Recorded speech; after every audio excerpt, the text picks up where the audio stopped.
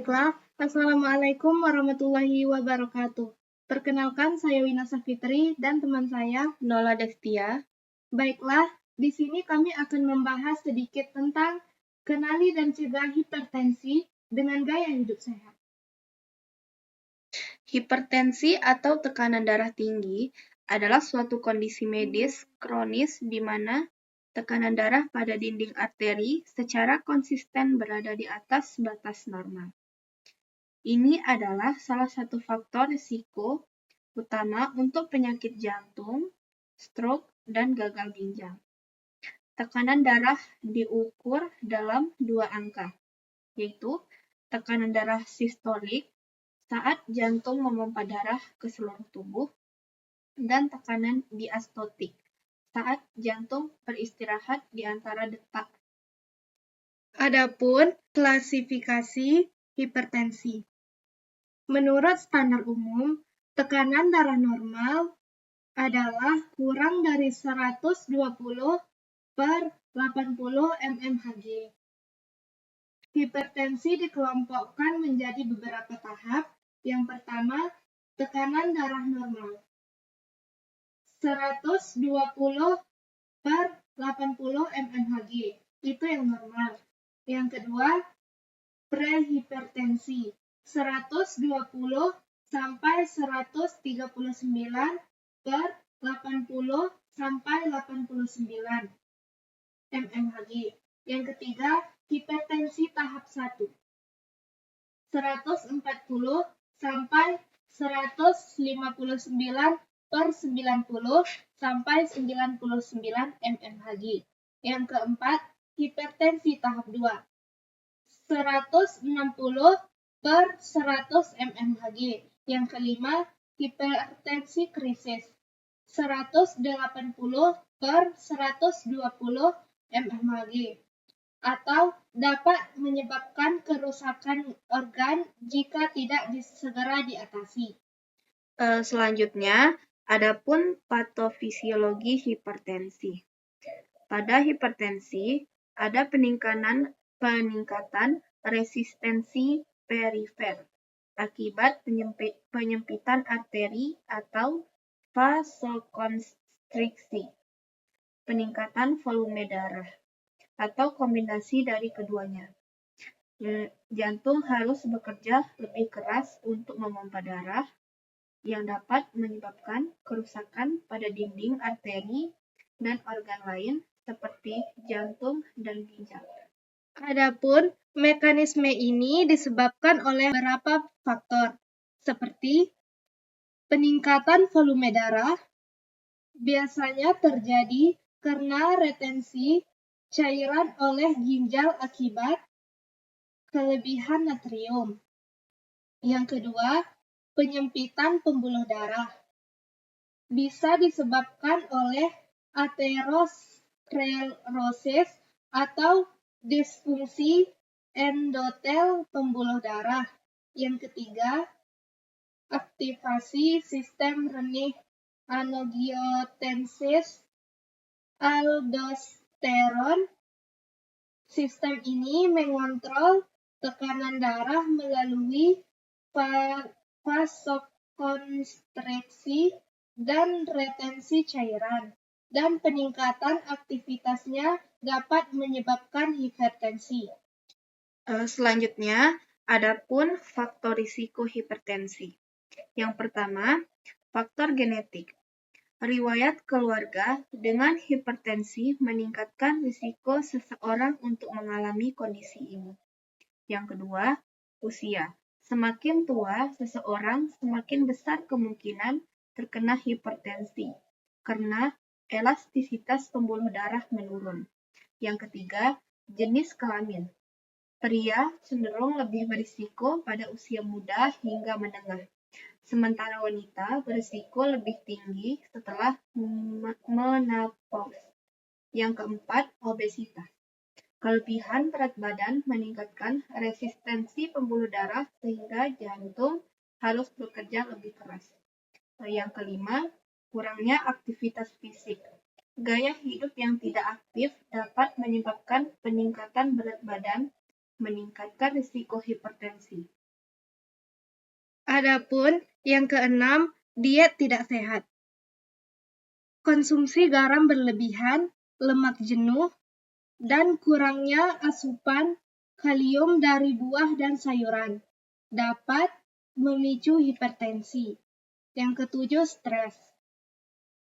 Stres kronis dapat meningkatkan tekanan darah melalui aktivitas saraf simpatis.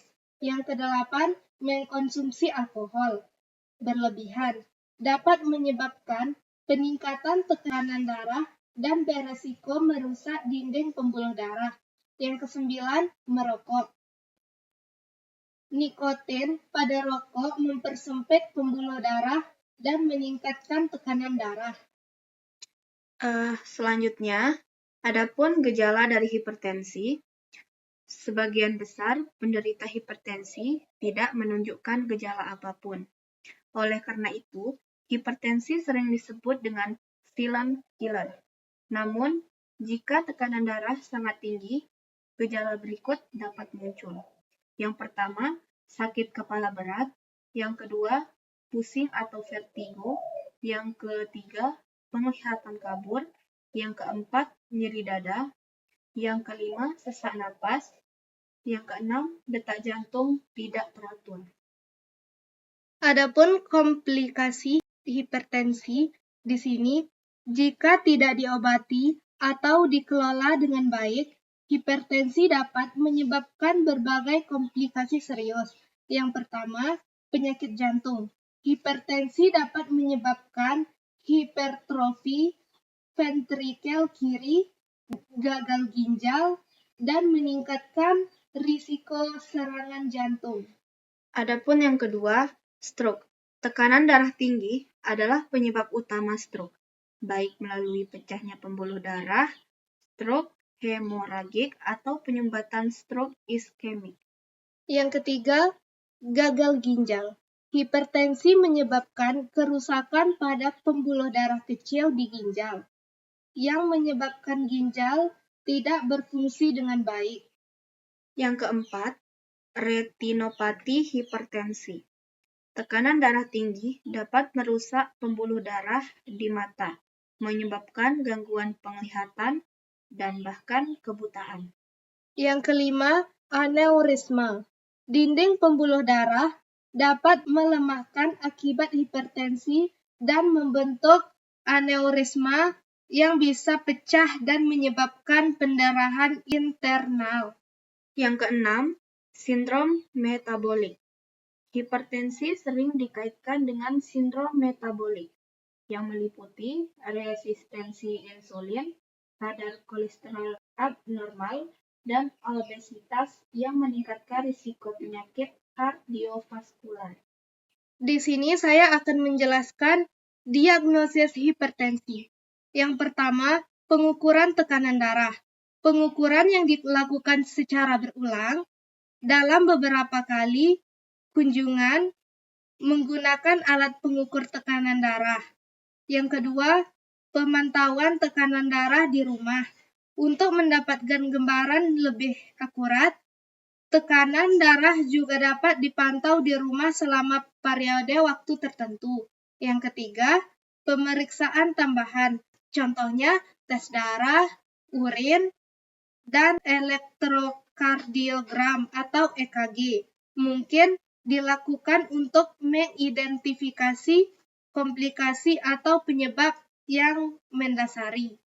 Selanjutnya, ada pengelolaan hipertensi. Yang pertama, memodifikasi gaya hidup. Diet kaya buah, sayuran, dan produk susu rendah lemak, serta mengurangi asupan natrium dan lemak jenuh. Yang kedua, olahraga teratur, aktivitas fisik aerobik seperti berjalan cepat, bersepeda, atau berenang selama 150 menit per minggu. Yang ketiga, penurunan berat badan. Menurunkan berat badan bahkan sedikit dapat membantu mengurangi tekanan darah. Yang ketiga, mengurangi asupan garam. Kurangi asupan garam hingga 5 gram per hari. sekitar 1 sendok teh. Yang keempat, berhenti merokok, memperburuk hipertensi dan meningkatkan risiko penyakit jantung. Yang kelima, mengurangi konsumsi alkohol. Batas konsumsi alkohol adalah 2 gelas per hari untuk pria dan 1 gelas per hari untuk wanita. Adapun pengobatannya, pengobatan farmakologis, pengobatan hipertensi umumnya dimulai jika modifikasi gaya hidup tidak cukup untuk menurunkan tekanan darah. Obat-obat yang sering digunakan untuk pengobatan yaitu diuretik, ACE inhibitor, angiotensin, beta blocker, kalsium channel, pemantauan teratur. Adapun kesimpulannya, hipertensi adalah kondisi kronis yang dapat menyebabkan berbagai komplikasi serius jika tidak ditangani dengan baik. Pengendalian hipertensi melalui perubahan gaya hidup dan pengobatan dapat secara signifikan mengurangi resiko komplikasi. Meningkatkan kesadaran masyarakat tentang pentingnya deteksi dini dan pengelolaan hipertensi adalah langkah penting dalam pencegahan penyakit yang lebih serius. Sekian informasi kami tentang kenali dan cegah hipertensi dengan gaya hidup sehat. Kami harap kalian semua tidak dapat memahami apapun yang telah kami sampaikan. Jadi kalian bingung? Bagus! Semoga hari kalian menyenangkan ya. Dadah!